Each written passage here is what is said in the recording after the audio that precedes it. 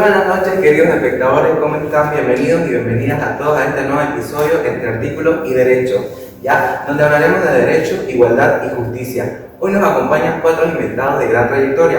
¿Cómo está Sarita Vargas, abogada en derechos? Buenas noches, Fabio, muchas gracias por invitarme a tu bello programa.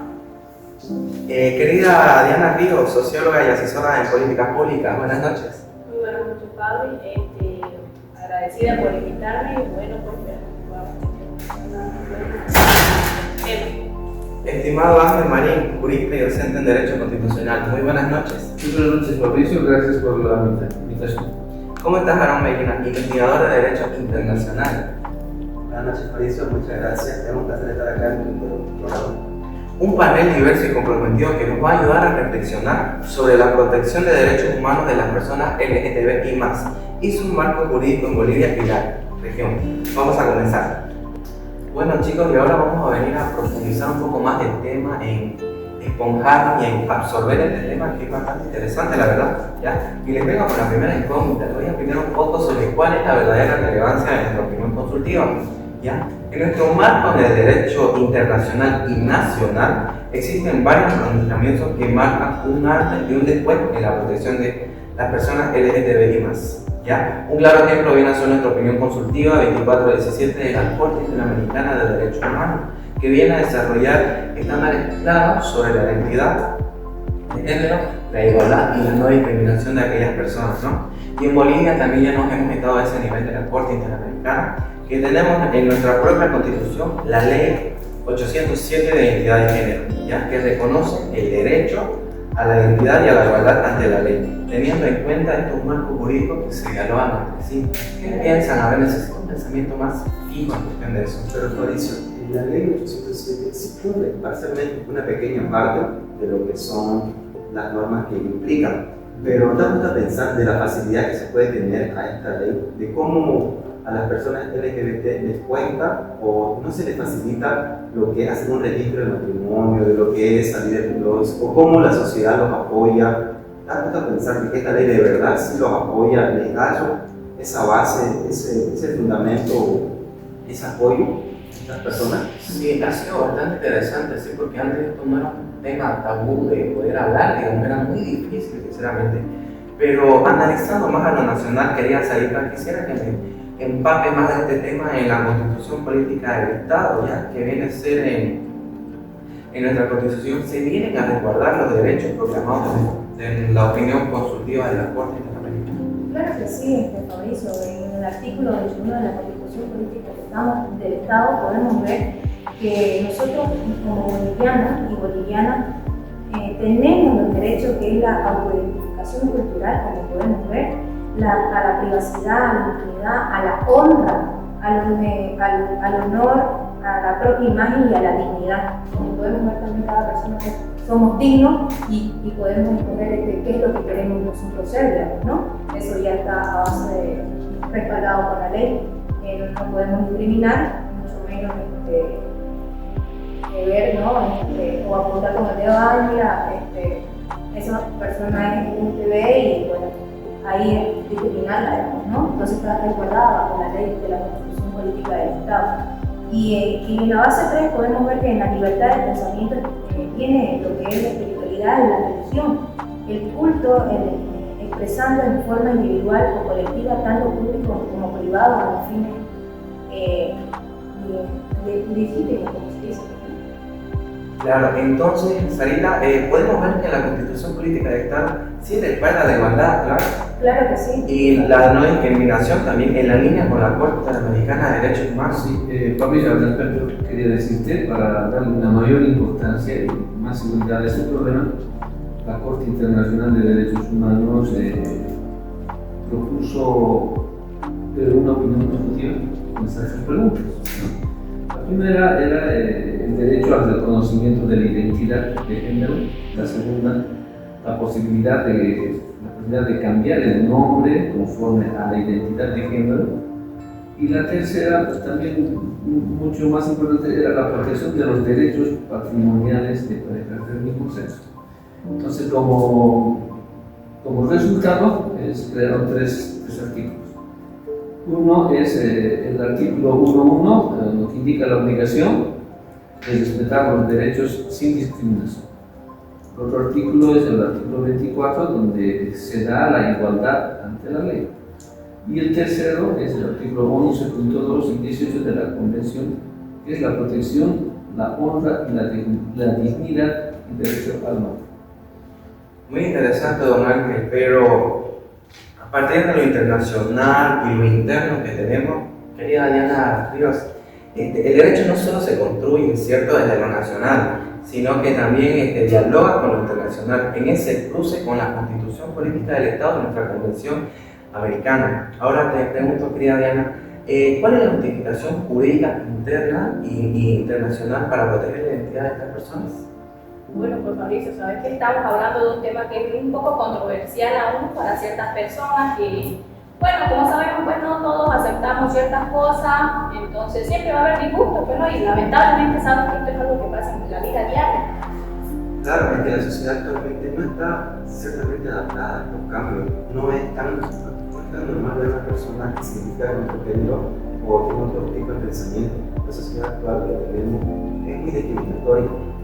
Sí, y algo más, ¿sabes qué, Fabricio? Te comento que gracias al avance que hemos tenido, tenemos ahora varias leyes, tenemos pactos internacionales, tenemos normas jurídicas que se rigen del día a día para tomar una decisión, ¿no?, que es válida para que estas personas que pertenecen a esta comunidad pues, puedan tener derechos, ¿no? Porque todos somos humanos, entonces, al igual que nosotros, a pesar que la gente lo ve como personas raras, ¿no? Hay algunos que es increíble que en estas épocas, digamos, pues lo sigan viendo de ese mismo. Lamentablemente pues tenemos varios tabúes, ¿no? Hay mucha gente que está muy cerrada, su mente no está muy abierta.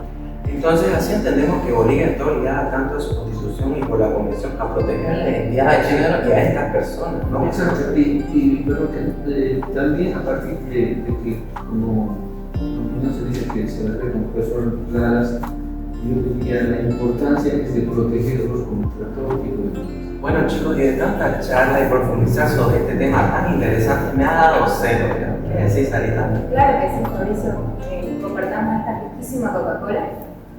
Deliciosa y la publicidad de nuestro podcast.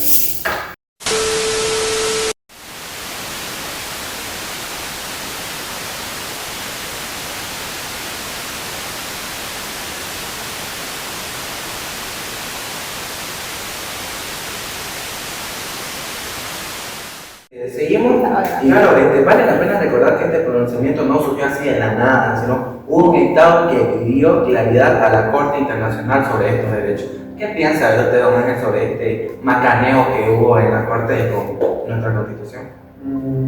Principalmente yo creo que este problema de transgénero y demás siempre hubo, ¿no? Pero esto cambió a partir de que hubo mucha violencia contra las personas homosexuales, ¿no? Entonces a partir de eso se crearon leyes que como digo, más que favorecerles, es creo cuidarles contra todo tipo de violencia. Pero, doctor Ángel, entonces en su tiempo, ¿usted me asegura que las personas vivían con la seguridad? Porque usted lo que acaba de decir es que vivían con el miedo, con la discriminación diaria. Era mal visto, sinceramente, sino siempre cuando lo veían en las calles, donde sea, era mayormente o agresión o a un tipo de falta de respeto, maltrato que tenían estas personas. Sobre todo también la discriminación, ¿no? Por eso es que también no se animaban a salir del closet un poco de eso, ¿no? Yo creo también que, por ejemplo, queridos colegas, entender estos niveles es fundamental, porque a veces las leyes nacionales no son suficientes, ¿no? Se violan las leyes nacionales, entonces, gracias a eso, más bien, ahí es donde entra en juego las normas internacionales, ¿no? Donde respaldan para defender la dignidad de estas personas, porque al momento de que las critican, las insultan, violan varios derechos fundamentales de estas personas, a veces incluso llegan hasta querer matarlas. Entonces, ahí ¿qué están violando? El derecho a la vida, porque le están queriendo quitar la vida, ¿no ves? Claro, bajo estos conceptos, don Ángel, les digo la siguiente incógnita. ¿Qué Estado solicitó la opinión consultiva de 2417 y bajo qué fundamento hicieron eso? Ya se hicieron 3 preguntas y yo me vuelvo a repetir las preguntas por uno. Primero, el reconocimiento a la identidad de género, luego que ellos tengan la posibilidad de cambiar su nombre, y el tercero, la protección de derechos patrimoniales de las parejas del mismo sexo. Claro, si no mal recuerdo, usted me había dicho que fue Costa Rica quien fue el que dio el primer paso en la interpretación en esta Corte Interamericana, ¿no? Pero como para finalizar este podcast, quisiera preguntarnos qué significa todo esto, queridos colegas, en la práctica, ¿ya? Porque más allá de la teoría, viene a ser cómo cambia la vida a las personas con estas leyes y protecciones que tenemos. Querido Abraham, quisiera que me respondan eso, por favor. Bueno, en la opinión consultiva que se le hizo y se tiene repercusión en el Estado de Bolivia, pues sí, se tiene lo que es la participación, lo que se tiene lo que son las leyes que protegen la dignidad de estas personas que se identifican como LGBT. Entonces, lo que quiero decir es que esto implica que se necesita una garantía, un tipo de reconocimiento que tenga el apoyo legal de su identidad de género. Tenemos que eliminar toda barrera discriminatoria y abrir un camino hacia el matrimonio igualitario o figuras equivalentes que dé protección, que dé seguridad a estas personas. Entonces, en definitiva, sí repercute en el sistema jurídico boliviano, ¿no? Con la ley que nos protege, que es la 807, claramente, y se avanzó. Pero aún falta, yo creo que en esta sociedad falta un poco más de aceptación, se puede decir, con estas personas, ¿no? Bueno, entonces, hoy hemos visto la opinión consultiva 24/7 de la Corte Interamericana de Derechos Humanos y nuestra normativa boliviana con Constitución Política y la Ley 807, ¿ya? Que coinciden en un punto central en la identidad de género y la igualdad sobre los derechos humanos de las personas LGTB. Queridos colegas, con esto cerramos nuestro episodio, agradeciendo a todos ustedes, muchas gracias por asistir y a la audiencia por acompañarnos en este espacio de reflexión jurídico y social. Seguimos construyendo un derecho más humano, más justo y más inclusivo. Hasta la próxima. Muchas gracias.